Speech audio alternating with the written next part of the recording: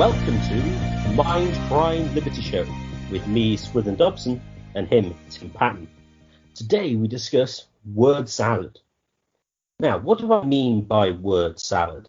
What I'm talking about here is lots of these words that are used in political discussion that are very, very rarely defined, and to a large extent just are used either to denote something that is good or something that is bad, and aren't really used very carefully, and tend just to be used as a way to shut down discourse. So the typical words are things like racism, sexism, homophobia, transphobia, more recently whiteness, privilege, equality, diversity, and even more what you might think of more solid words like democracy or capitalism or socialism, generally used in a sort of similar sense. So that's the idea for the show today. And the first word I think we should have a look at is racism, because this is probably the most prevalent of all these words. So, Tim, what is racism? Well, I think the best definition for all of them, in particular them, is just heresy by the modern day culture. You could also call the people who are these are, you could think about this, they're witches. This is actually probably a better word to describe it. A racist is a witch. I think that's a perfectly usable term from anthropology, not from anthropology, but and to a certain extent, we witch hunt racists. I mean, whether or not Charles Murray or some of these other characters who go further down the rabbit hole are these things.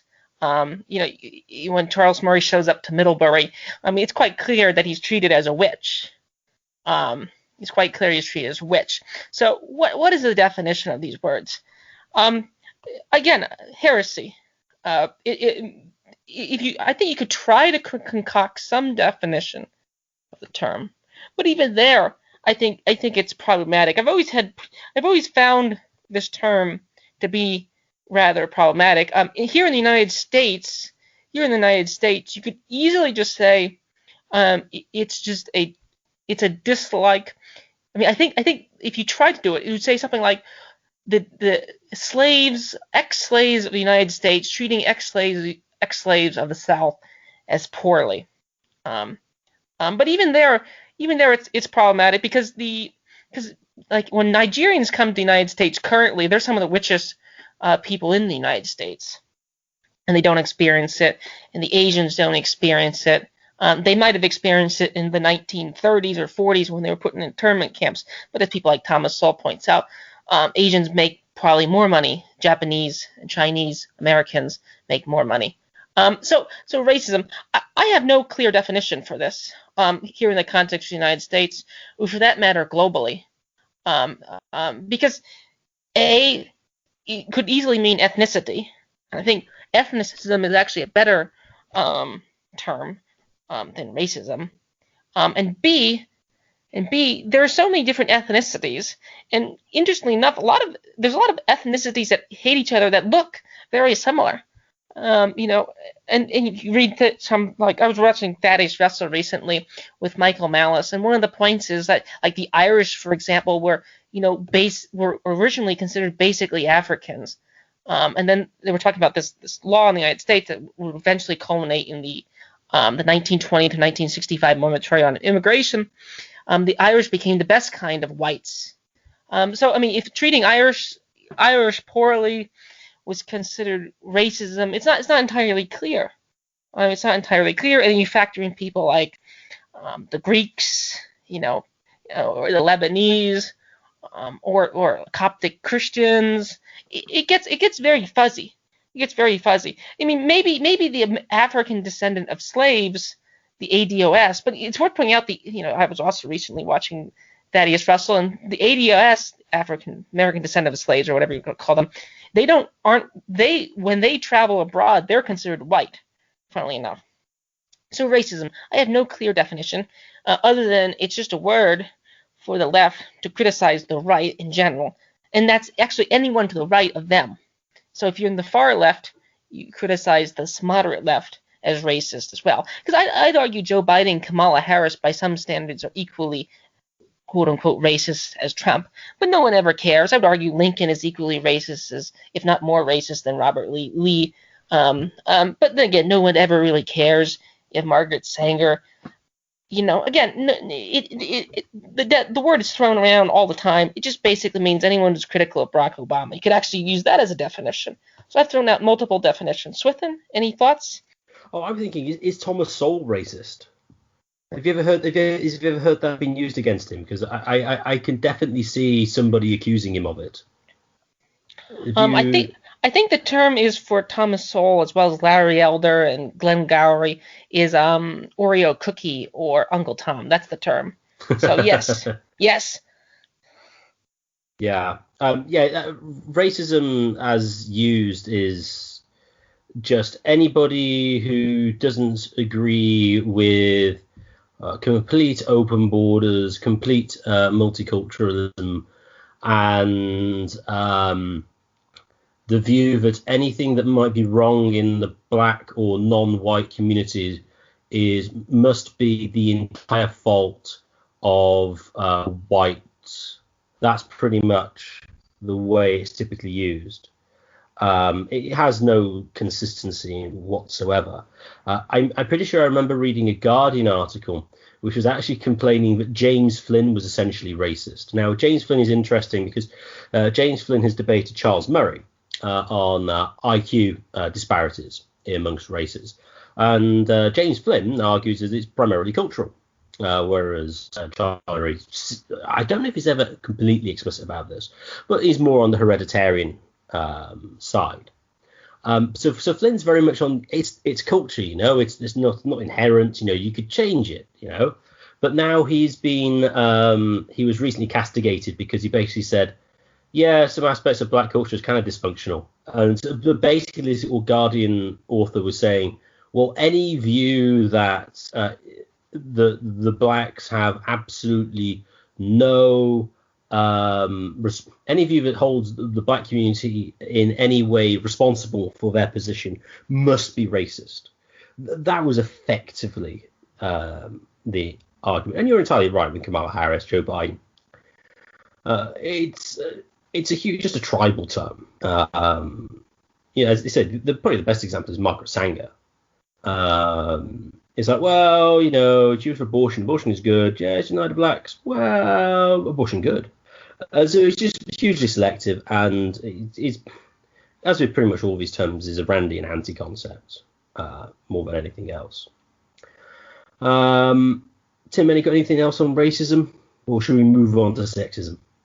Let's move on to the next one. So, Tim, sexism. How would you treat that? Do you think that's pretty much the same heresy word as racism? How does that tend to be used?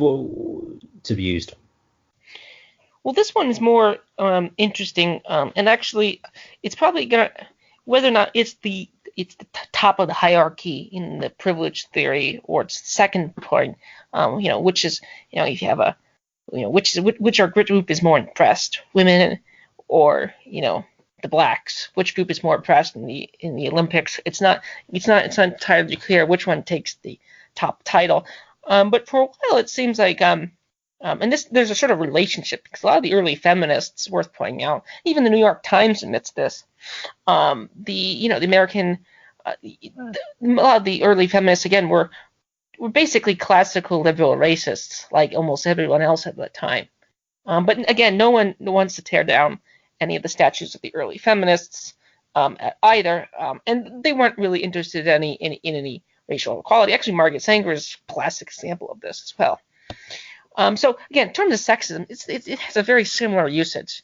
Although this one is more interesting to me because it's much more sharper difference than race. Because you get in these problems where, again, I'm not the big advocate of, I'm the anti-advocate. Again, I'm not opposed to talking about it, but I do, to a large extent, agree with Nassim Talalib's version on race, that the categories are fuzzy and things like that. But nonetheless, the categories for gender are less fuzzy than race. Although you could argue there is a spectrum. And I mean, again, you get into these questions: how many genders are there? 2, 1,000, or infinite? But there is a more clear test. You can have the chromosomes XXXY, and ability to have children, ability to bear children, and things like that. You have more physical things in general to select them.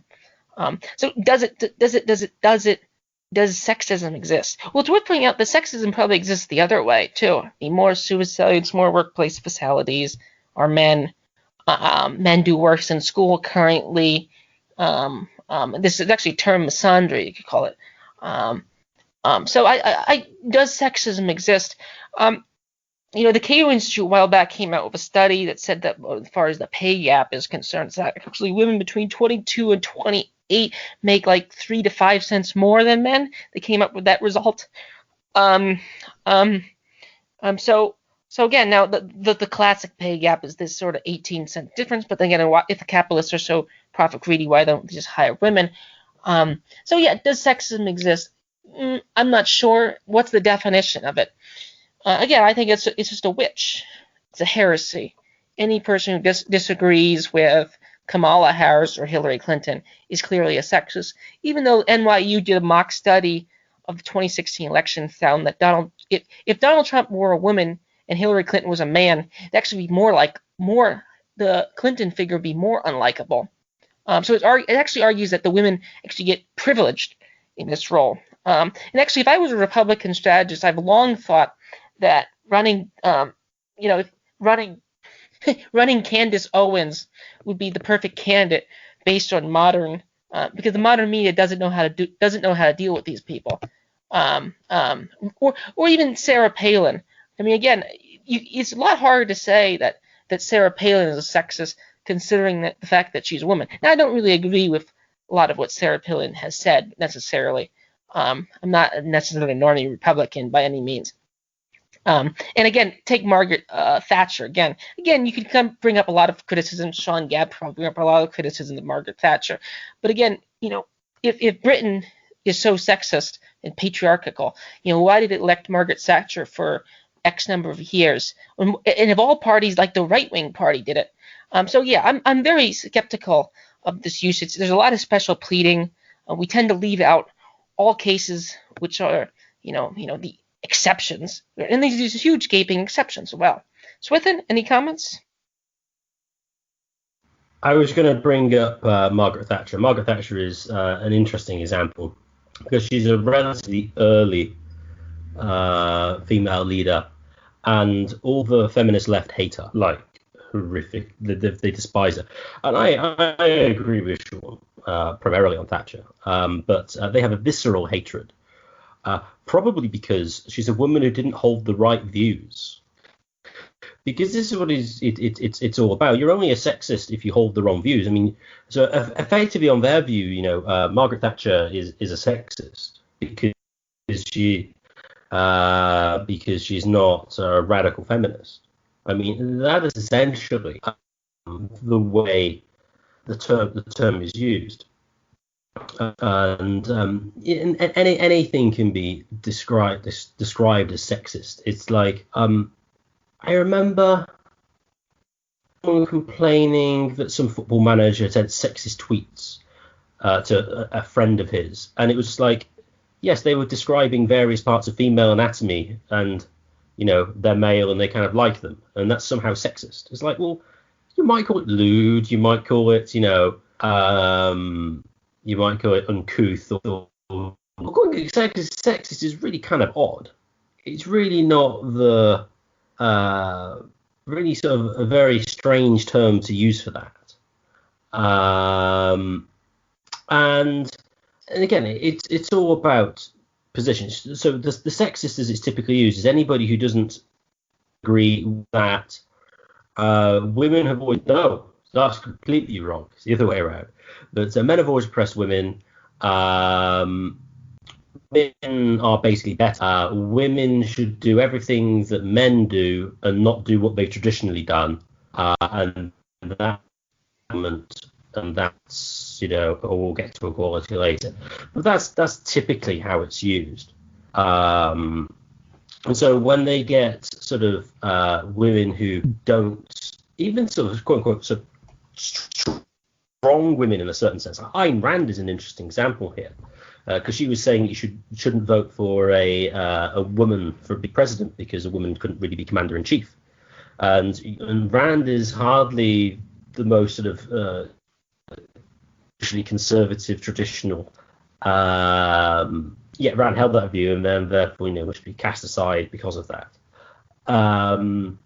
So as I say, that's how sexism is typically used, and any sort of male-female disparity which is you might consider negative to the women is sexism. But if it's the other way around, it must be something else. It's not sexism. It's not this mythical word that's doing all the work for you. It's just something else. It couldn't possibly be sexism. That's the way it kind of goes. Tim, any other comments on sexism? One of the interesting things regarding essentialism in regards to sexism, and this is something that has bothered me for years about feminism, is it's built on the implicit premise that gender exists, which is one of the internal contradictions, I'd say, of the modern left. This is one like Paul Gottfried would say they're sitting on a powder keg. And this is one of the things that Dad Russell likes to bring up, is that there's sort of, if you say infinite genders exist, then how exactly are feminists claiming that they are oppressed? And this is where we get in these blurred lines with convoluted arguments that are made where, well, gender exists at times, sex exists at times, but it doesn't always exist. And this is just, to me, a lot of special pleading and so forth, which is where you can if you can just self-identify as whatever you want, then why not all men just identify as women? Everyone is a woman. Would sexism still exist? I mean, that's like a sort of off-the-cuff thought example, but since people like to make fun of libertarians with Robinson Crusoe style experiments, you can usually make feminists with other sort of absurd hypotheticals too. If it's all self-identified, and there's no sort of biological basis to it, then so what? So Swithin, any thoughts on essentialism before we move into the other ones? Oh yeah, I mean that's certainly true. I mean the same thing with race. I mean that's where you get the good old Rachel Dolezal and transracialism. It's like if race is just what you feel like, well then can it really exist? I suppose the only way you could define it would be, the only people who are racist or sexist are those people who think that they are immutable categories which aren't dependent upon social construction. I mean, that might be the only way that you could use those terms in to use those terms holding such a sort of socially constructivist view. But let's move on to another word. So the next word I had down to look at was homophobia. So Tim, how is that used in your experience? Same concept. This one's a little more tricky, partly because as a libertarian, and even Sean Gabb, interesting enough, who we had on the show, libertarians actually been out front on the decriminalization of this action, which I'm totally in favor of, whether that pisses off certain members of the Christian right or certain aspects of the right, or the early Marxists, it's worth pointing out, were probably homophobic, calling it capitalist decadence, a bourgeois kind of fetishization. So I'm a strict libertarian in the sense I think it should be perfectly legal. And actually, libertarians actually were ahead of the curve in this regard. But again, libertarians, since they're not part of the mainstream, don't get credit for that. I think Stephan Kinsella had things libertarians should be. Someone should make a list of what libertarians have been right about. That finally the culture is adopted. So as far as homophobia is concerned, it's people who aren't sufficiently supporting and affirming who knows what. It's worth pointing out that if you look at a map of countries that criminalize homosexuality, most of them are in Southeast Asia and Africa. We have Algeria, Chad, Sudan, Papua New Guinea, Malaysia, I think Laos, Cambodia, uh, Saudi Arabia, Iran. These are the countries that criminalize um, um, homophobia, homosexuality, which is very counter-libertarian or classic liberal. And again, Christians get, if someone like R.C. Sproul or Ben Shapiro start saying things that actually Ben Shapiro remains a libertarian for the most part on this, from my understanding as well, or at least is now. And most of the conservatives in Western Europe and the United States are libertarians on this issue as well. So whether or not they think it's wrong because Scripture said it's wrong, which it's quite, in general, I think it's a basic interpretation is it's quite clear that Scripture at least doesn't affirm it. And I'm not trying to be overly sensitive to either group here, but there is tricky. You can get into sort of tricky, word pyramids where you have the Greek, the Latin, the English, the King James, and so forth. But nonetheless, it's just another witch word. It's never a witch word. And as a libertarian, I get sort of annoyed because the countries that criticize it, are either these sort of Southeastern Asian countries or the Islamic countries. So it's really frustrating usage of it. And again, I don't see any way in which they currently are gone after. Who gets gone after? It's the cake baker in Colorado that gets gone after, because he won't positively affirm it. It's not. no one's denying government jobs to homosexualities, to proponents, to people who are homosexuals. No one's denying government jobs, and if they are, I mean, maybe this. And if they are, the governments are doing it. It's the governments that are, we're not allowed to criticize on that basis. So, Swithin, any comments? Oh, well, yeah. I mean, when it comes to which countries are criticized or who's criticized, obviously all the more melanin-rich countries are given a pass because, given the current cultural system, well, we expect lesser standards from, non-white people. Therefore, we'll let them off. But we white people, we must be held to the highest possible standards. That's the way effectively they use it.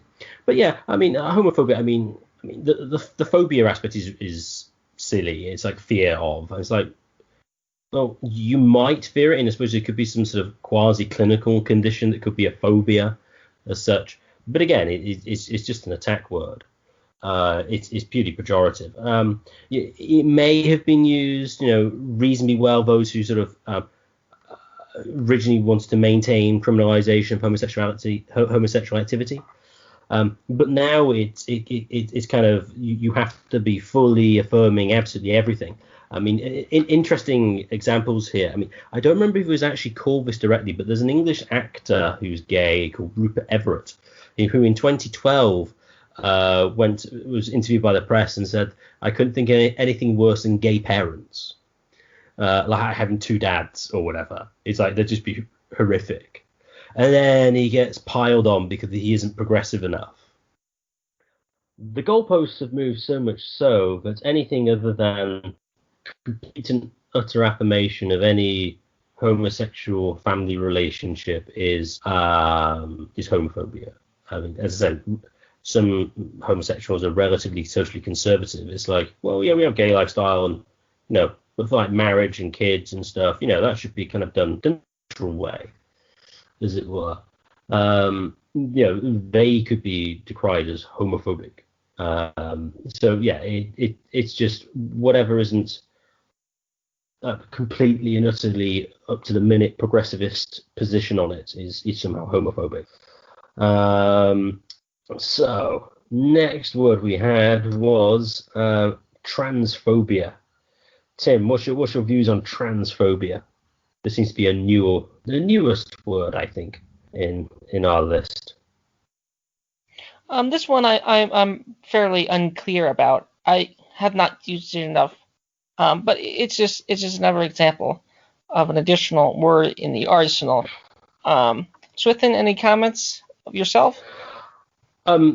It's anything other than redoing your plumbing is anything other than the height of virtue, and not sort of 100% going, yeah, you know what, go into an operation, cut it off, redo it is anything other than perfect. I mean, it might also extend to not supporting the use of puberty blockers amongst adolescents, and things like that. Again, though, you get the interesting essentialism and sort of constructivism, because this is why some of the feminists are sort of like the TERFs, the trans exclusionary radical feminists, like J.K. Rowling, because if you take the trans issue, it's basically, well, who is a woman is just the way you feel, and then but obviously, yeah, oh, I'm a man, but I feel like a woman, more than I am one. And then this sort of steps on the toes of sort of traditional feminist arguments on the oppression of women, because, well, what is a woman, etc. So, so of all the words that are used on sort of the infighting of the left, this is probably the, at least currently, the biggest sort of bust up. But of course, the pro-trans position is the most progressive position. Have you seen anything similar to that or different? Oh yes, the J.K. Rowling point I would largely agree with. Actually, South Park had a interesting episode recently, which I'm surprised South Park remains willing to take on edgy, politically incorrect topics where they had. I think it was like a professional wrestler who identified as a woman, and he just competed in a bunch of women's sports. Again, I mean, they're just sports. Who cares? But at some point, it is sort of silly, and this actually, to a certain extent, in a way, it undermines the premise that men and women are equal. If men can compete in women's sports and just win them all, it sort of undermines the second word we just identified. So it's either a two-category thing or just a spectrum. Now, different aspects of the left disagree on this, but one thing I always notice is there's this kind of this is how annoying the intersectionality of these things get, is because they'll just sort of always focus their firing squads on some boogeyman on the right. And what I've rarely found this boogeyman. Maybe this boogeyman exists somewhere in North Dakota or northwestern England. You could find this boogeyman. I've never really met one of these boogeymen. I think the point about sports is fairly reasonable. So, Swithin, any comments before we move on? No, I think that's pretty much it on transphobia. And a probably more rare one. Have you ever come across ableism before? This is a more niche one, but it has been around for a bit. Ableism is interesting. A while back, because I oftentimes think you could fit. Because oftentimes you'll see, if you're on the internet long enough time, libertarians get criticized as being people who live in their basements and so forth, and artistic. And I always found that sort of be vaguely as a vaguely ableist argument. So criticizing libertarians on the grounds they can't compete in this crony capitalist economy and the education system. And actually, Richard Hanson, there's an article called Richard Hanson. I think it's Robin Hanson. Pardon. Robin Hanson is America's creepiest economist, and this was an interesting example of those sort of right wing. And he was just basically pointing out the point that the MGTOW was who wants people who can't get into a relationship, and arguing that they are in a way oppressed in some degree because they have a desire and the desire cannot be fulfilled. And this is where, to me, the left in general, just to a certain extent, falls apart. It's one of the reasons why I'm not a left libertarian either. I don't think all things are available to all people. And nor does everyone want those things. I mean, there's a reason why I'm not Chris Froome. Part of it's work ethic, and Chris Froome is a four-time winner of Tour de France. So there's a reason why I'm not, um, um, um, the Olympic guy that won all the races in the pool. There's a reason. Part of it's genetics, part of it's work ethic, part of it's just luck and training. So I mean, ableism is to me an interesting category. And as far as like the disabled things, it's only in wealthy countries like a Britain, like a Japan, like the United States that have all the ramps and wheelchairs and if you own a business, you sometimes get grandfathered in. But like in the United States, like if you want to open a barber shop, I think you have to put a chair left in to get if you're on like the second floor. So again, it's only in wealthy societies that are. I doubt this exists in Russia or Nigeria. That most businesses are wheelchair friendly. Maybe some of them are. Maybe the big cities. So it's only in wealthy societies even able to have these things. I doubt that. And a person like Stephen Hawking, that's thanks to modern technology that he's allowed to talk. That's not thanks to some good feelings of the progressive left. So yeah, ableism is interesting. I mean, in some ways, we're all disabled in some areas.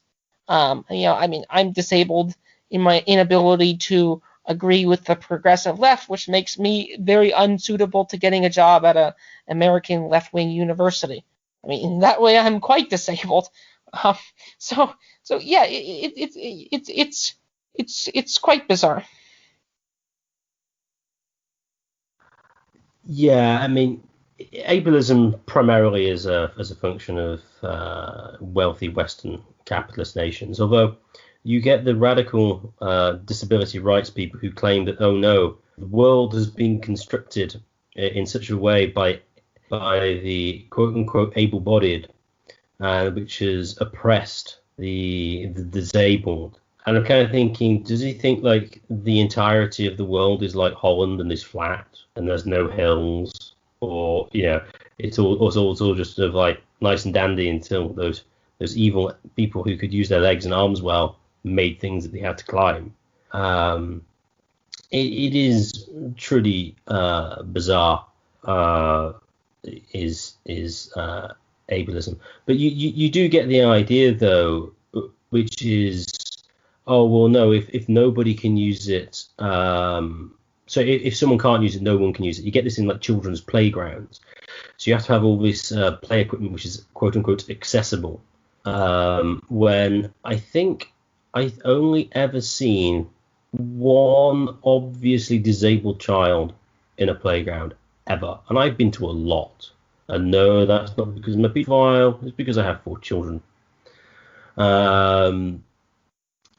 So yeah, it's bizarre. That said, there was an interesting article. Well, I skimmed it to argue that there was a form of ableism which kind of did exist, which is those people who defend abortion on the basis of disability.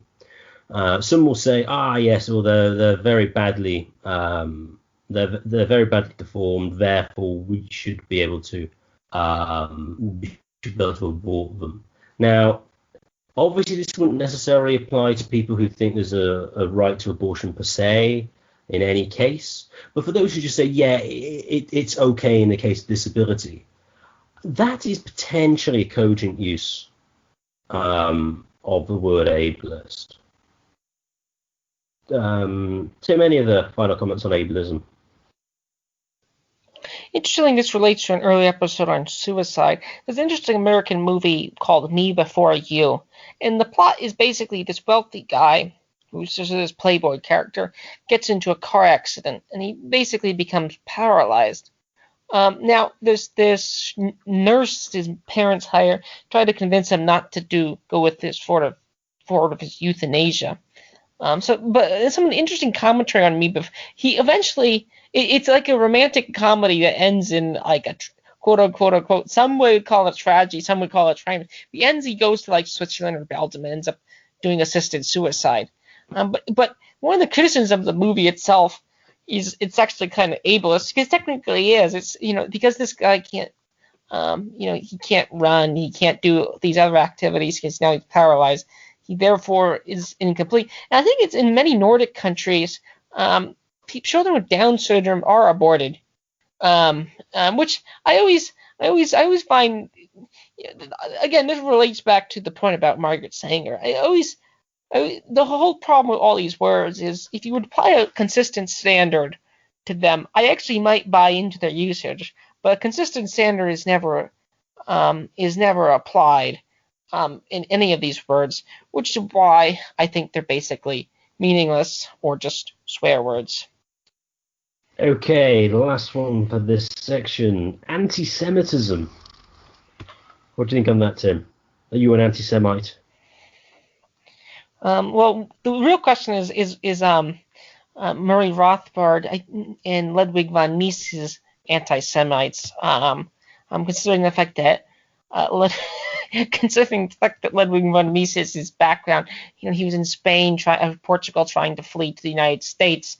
The Mises Institute, I think, is labeled as a hate organization. So that's the real question. It's worth pointing out again that it's not entirely clear the relationship between. I'm not a Nazi in any meaningful sense, and I'm not an anti-Semite in any meaningful sense. I think in the long run, but it's worth pointing out as far as the actual anti-Semites in Germany. From my understanding, if you start reading the history, the Holocaust started later, the actual Holocaust with a capital H. And actually, they had plans to move to Madagascar, and Americans turned away refugee ships coming from Europe. Many European countries didn't want to take the Jews from Germany either. Again, now does that somehow mean it's okay? Who knows? Probably not necessarily. And as far as today, who wants to kill a bunch of Jews? It's probably like Hamas. And again, as much as I read Keith Preston and some of these other left anarchists who say that there's a Zionist who are sort of I'm not a Zionist by any means. I don't think the United States should aid Israel. If Israel wants to buy American weapons with its own money, I think Israel should be perfectly allowed to do it. But as far as today, the group that wants to destroy Jews is probably like Egypt, actually Egypt has a peace treaty with Israel, and they're actually in quite good terms. They both persecute the Palestinians in that regard. So we're not living in the 1930s anymore. I don't see that as a meaningful term. There is a conflict between Christians and Jews on theological grounds, but I don't think either group should. But throughout most history, both groups were on good enough terms. It's not quite clear that the Muslims treated the Jews much better in their territories. Again, just sort of who's better than who argument in historically. But anti-Semitically, again, is some bizarre relationship to the Nazis, but no one ever really talks about them or can name most of them or what they were actually doing. I think Hitler was basically mistaken, and so forth. So, any comments? A lot of the time, anti-Semitism is brought up when you criticize the state of Israel. If you say Israel is bad, therefore you must be an anti-Semite, which I always think is interesting, considering lots of Orthodox Jews don't like the nation state of Israel. Because they think it's blasphemous because we haven't rebuilt the temple or things like that. And it's also used if you ever point out any. So what's interesting is what's allowable is to show, oh no, the blacks aren't earning as much as the whites, that's bad. But then you point out the Jews. Now, if you want to say the Jews are white or not, it's another question. We leave that aside. But if you want to sort of distinguish the Jews, say, from the Anglo-Saxons, for example, and go, oh, no, the Jews are more. Oh, no, anti-Semitism. Another hilarious one was from some Jewish organization. which said an attack on the 1% is an attack on Jews, which is I just find absolutely hilarious. So yeah, you have, again, it's kind of disparities showing that they're kind of doing kind of better than other groups is somehow anti-Semitic. And then, of course, any reference to any Jew who may or may not have been promoting multiculturalism, globalism, banksterism, etc. If you say that they're involved with it to some extent, you have to say that it's all the Jews, but they were influential Jewish figures. Then that, of course, then brings the wrath of the people like the Ashkenazi Defense League. Oh, sorry, no, it's the Anti-Defamation League, isn't it? But that's effectively how they function. So yeah, again, it's just a complete bizarre word. Tim, anything else on anti-Semitism? I do think historically it did exist, though. This is one where I think it's quite clear it existed. But again, it's a kind of it still remains a boogeyman word today. It still remains a boogeyman word today. But unlike the other terms which are more opaque, like sexism, because sexism has a clear root in biology, or well, it might if you're an essentialist. This one's a kind of ethnicity. That has a kind of strange relationship with the other two big monotheisms in the world. So it is the most problematic. But it's like most Christians love Ben Shapiro. A lot of conservative Christians love Ben Shapiro. John MacArthur, a Calvinist, sat down and had an hour-long interview with him. So today, Trump's daughter, Trump's daughter is married to, I think, Ivanka Trump is a converted Jew. So again, to call Trump an anti-Semite to me is just kind of a weird hilarity. Again, if you want to take sort of Keith Preston, left-wing Michael Brooks argue that Palestinians are oppressed, I might agree with you, but then that's a more complicated, just imperial Cold War type exercise. It has nothing to do with 1930s Germany. That's just a historical play that's probably never going to be repeated, because it didn't really turn out very well for almost anyone in the whole play. So, I think, even though we've looked at all these sort of basic swear words in racism, sexism, homophobia, etc., I think we can actually get some precise, in a sense, definition of the terms and what they actually could mean if they were used consistently. And I thought about this for a while, and I think the best thing I can come up with is an unjustified and malicious disposition, belief, or action based on race, sex, sexual orientation, whether you're cis or trans, what your bodily functions are like, and so obviously I'm sort of being Jewish and either not politically Jewish, ethnically or religiously Jewish. It seems to me the way the words are used, there's an element of malice. You are a bad person if you are doing this. You're not just mistaken. But you obviously have to be mistaken. Or to be racist, you have to misapprehend something about another group first, and you must also hold this view maliciously.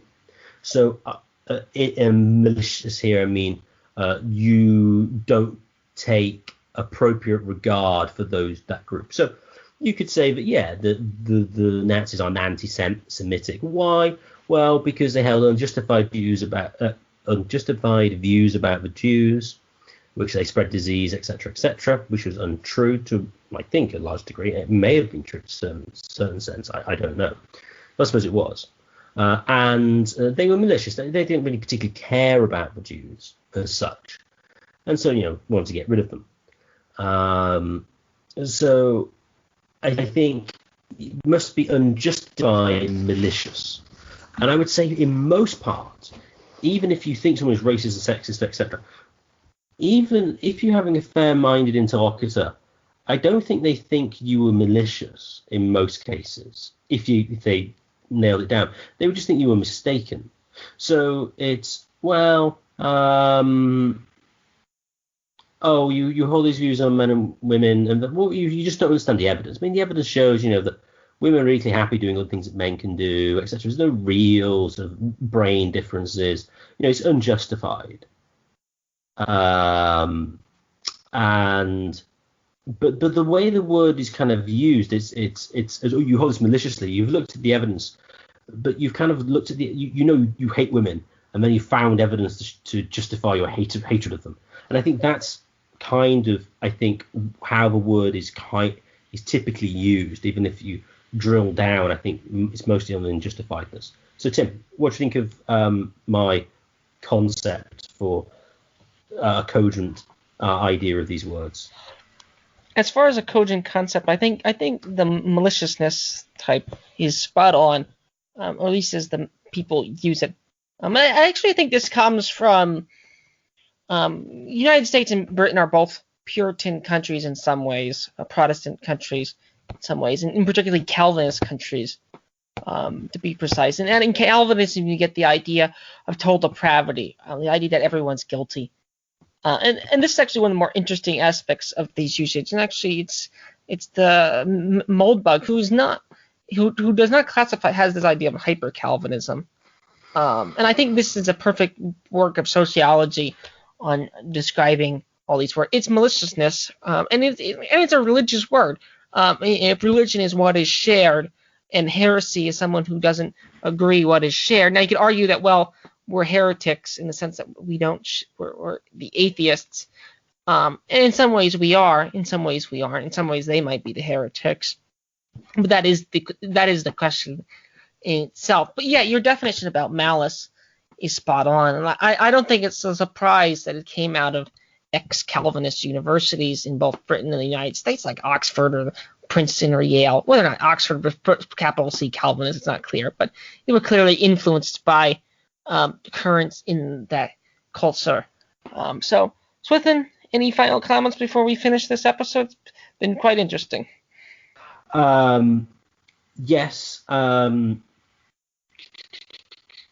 was going to say, yeah, I think you might be able to reduce it just to malice, although I do think the idea is kind of unjustified as well. And I do think you're right how it comes in sort of Christian Calvinist countries, because I do think a word we could probably spend an entire episode on, kind of equality. Anything that is a sin against that is sort of like the original sin, and that's kind of transmuted from a sort of heterodox Christianity into sort of new secular religion of equality, and any crime against that is the ultimate sin. That's the way it's kind of been used. But let's move on to the next set of words, set 3, starting with democracy. I'm going to skip ahead to democracy because I think I'd like to get to this word. Democracy is one of the words that I think today is the most used in the sense that everyone's mostly everyone, except maybe like Hans Hoppe, is in favor of democracy. Very few people are in favor of aristocracy. I'm not really in favor of aristocracy per se, although it depends on what you mean by what Ayn Rand would thought about that, or F.A. Hayek or someone like that. I do think functional hierarchies exist and they are quite good. But democracy is quite interesting. I spent about 3 years in a political science program, and actually my final paper was on democracy. I just basically attacked the definition. Political scientists, to me in general, don't have any clear-cut view of democracy, like is Russia a democracy? Was the United States in 1860 a democracy? It's not quite clear that, by modern standards, clearly wasn't. Neither women nor blacks could vote. So it was kind of like an aristocracy. He had poll taxes and things like that. So was Russia in 1860 a democracy too? It's worth pointing out that a lot of the lower lords had some power to affect the system. So it is, that is an interesting, that word to me is the most interesting of the set, which has some meat behind it. Swithin? Yeah, I mean, democracy is often conflated with liberalism. And so when people say, "Oh, that's not democratic," well, I mean it doesn't conform to liberalism. But then why think that there's any necessary relationship between liberalism and democracy? And this is the point that Carl Schmitt makes. Because all democracy is forms of majoritarianism. Now, who is considered within the relevant group to form the relevant majority is another question. But there's no, and then I get the interesting question of what if the majority decide that they want to invest all powers into a dictator or a hereditary dictatorship? Is that democratic? Well, yes, in a sense. I suppose you could argue, well, you can't bind future generations, so you'd have to re-vote every certain time. So you maybe make that, but I mean, it's just a word that doesn't really mean a huge amount of things. Except I want to butt in here. Suppose that the majority decides to vote to kill a minority. Is that example of democracy? I mean, this is the old Carl Schmitt 1930s problem, where you can make a chain of logic to suggest that starting at the Weimar Republic and the clauses within it. You can't. I think Schmitt has the language. I think Keith Preston's analysis on it. You can't. The German Constitution today, you can't subvert the spirit of the Constitution. Which then again, so technically it's not democracy. The Constitution is in charge. Things within you can vote on things which the Constitution allows you to vote on, but technically the Constitution of Germany is actually the ruling authority, and there's certain inalienable rights within that you cannot subvert. So again, democracy has a conflict with natural rights and other things, or even positive rights as well. Oh yeah, I mean, what really needs to be done here is those people think they're democratic. Well, in most cases, they think is there's a certain political order which they would like, and they think that pragmatically speaking, a form of majoritarianism is a way to achieve it. Which is why you get, Trump's a fascist, Trump is winning is anti-democratic, etc. Which is bizarre. I mean, you could say it's anti-liberal, maybe, yes, and in certain respects that's probably plausible. So I think the big problem with democracy is trying to disentangle it from liberalism, because if you do want a certain liberal political order, then it might be the case that a form of majoritarianism is a way to achieve that. But when you say that that's not democratic, I mean, what they're really saying is you're subverting the sort of the liberal constitution, say in Germany. So in a sense, that sort of German republic German constitution as you have now, in a sense, actually makes more sense than sort of pure majoritarianism. Unless, of course, you just want to go down the pure majoritarianism line. That's kind of been raised on some of sort of the pro-Brexit branch. We're saying, oh, people have voted for Brexit, therefore we must leave. It's the will of the people. And so, yeah, some of those are moving more towards sort of like mass will of the people. Whereas interestingly, sort of like the pro-EU types are going a more sort of like elitist, aristocratic view. Oh, no, these plebs voted the wrong way. We want this sort of good order, and the EU is aiding the furtherance of this sort of liberal economic and political order, and therefore it must remain.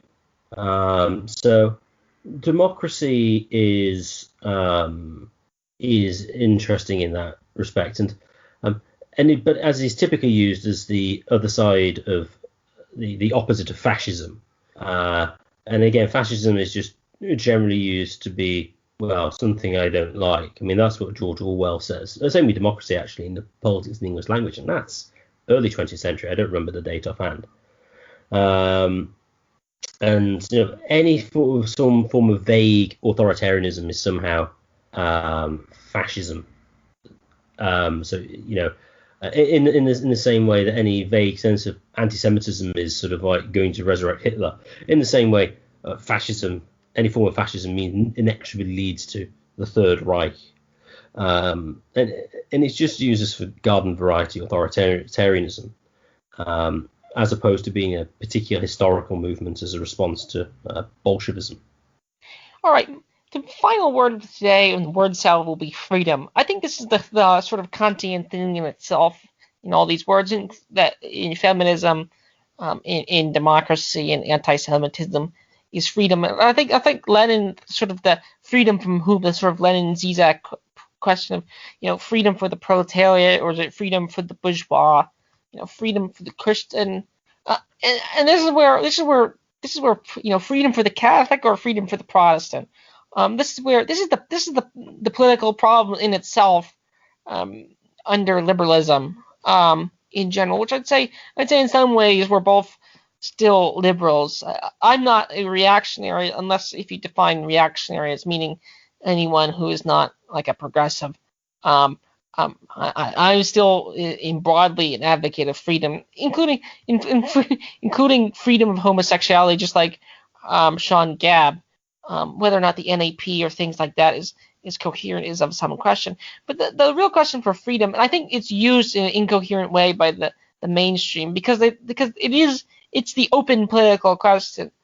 What exactly is freedom? And then we get back to the old problem, the old Walter Block, can you sell yourself into slavery dilemma, which sort of ties in all the other words.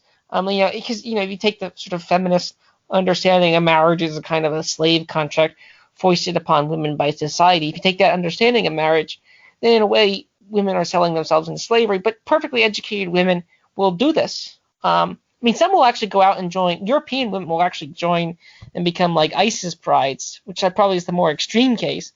But in the United States, it's not clear that the Amish women are oppressed and making a choice against the will. Maybe some of them are. If I look at the Duggars or some of these other popular Christian mega quiverful type families, it's not even quite clear that those women are quote unquote oppressed in a meaningful sense. So this is the word I think is most interesting. But again, the mainstream doesn't have a clear definition. In particular, the progressive left, freedom for them is always changing, and it's always this sort of new word that yesterday's group is now the enemy of freedom. Swithin?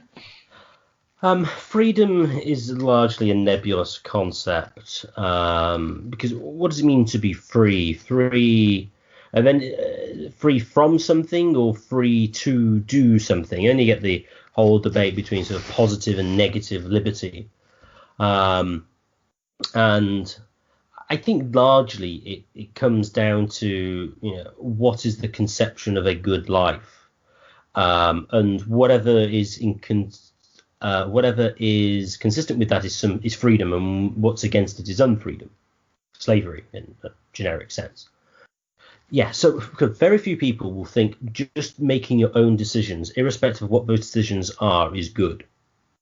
Some people will take the position that, just leave people and do whatever they want, and that's absolutely fine, and there's nothing bad about it, even in some sort of aesthetic sense. If this is interesting, like transableism. Is it freeing to make yourself blind? Because some woman did that. She identified as being blind, even though she was normally sighted. But then got a doctor or somebody to throw acid in her eyes or something, so she was blind, because that's what she wanted to be. It's like, well, is that a free act? Does that improve her freedom? Well, she chose to do it. But does it really impair her normal state of being? Yes. Can she do fewer things now than she did before? Yes. Is that free? Well, maybe. So I think you really get to a big discussion of like positive and negative liberty, and I think really most people have a positive conception. Some libertarians will say, "Oh no, it's all about negative liberty." But you can see this in libertarian culture wars between sort of the left and right. Is what they care about really is a particular social and political order which they want to achieve, and libertarianism is effectively the means to achieve it, to a large extent. And so, depending on what their visions are of the said society, that sort of changes what they think of libertarianism is, in a way, as it were, and kind of what freedom is. Tim, any comments? As far as the characterization that it's positive, I would agree as well. That the conception is positive. That's why most socialists and Christopher Hitchens made this point on his book on Orwell as well. I think Russ Roberts and Orwell had a great conversation. Orwell was a socialist, and he was a firm advocate of freedom. He just thought that the national healthcare system improved national healthcare system British improved the English people's freedom. This is where I think libertarians in the long run have the winning hand. I don't think large state-centered healthcare systems, and this is why I'm a libertarian. I might not just be a libertarian for the culture war issues. I think it's theoretically true in the Walter Blockian sense. So yeah, I think it improves people's conditions, but but freedom again totally relates back to purpose, teleology, and what is the good life. But in general, all these words, including freedom, have nebulous definitions, and the first set of the words are just swear words. I don't think freedom is a swear word. I don't think democracy is a swear word. That's a technical problem, because you even get Tory conservatives who will argue, well, actually sort of sounds like Christian Protestants will argue that, well, Christians should be able to vote, but they should vote for what the New Testament supports. From my understanding of certain Amish practices, there is some kind of democratic assemblyism as well as Puritan North America. Now, what exactly they vote on is of some question. Whether Christians can vote democratically is some question we don't want to get into. But in general, the second set of words I don't think are swear words. Swithin, any final comments? Yeah, I would say democracy isn't a swear word. It's a good word. Democratic means good, and so does freedom is good. Fascism is a swear word, and something we didn't get to. So if you're sort of an ANCAP, capitalism, it means good. If you're a capitalist, that's a good thing, although they would tend to have a more cogent definition. But then if you're a capitalist, and if anyone else is not you, you're a socialist. That just means you're bad. And vice versa. If you self-identify as a socialist, you're a capitalist, that means you're evil. But if socialism means you are good and you are part of the in-group, you are one of the good guys. So these words are kind of used another sort of depends who uses them, whether they're pejorative or otherwise. Although I don't really know many people who use democracy pejoratively, probably apart from Hans Hopper and maybe me on occasions. Which they're not sort of like universally bad in the way that the first set that we discussed were. But thank you everybody for listening. If you've enjoyed this podcast, please share it with your friends and family. And please subscribe to us on YouTube and on Podbean. And if you'd like to get into contact with us with any ideas for the show or any things you think we should cover, please contact us at mindcrimelibertyshow@gmail.com. That's mindcrimelibertyshow@gmail.com.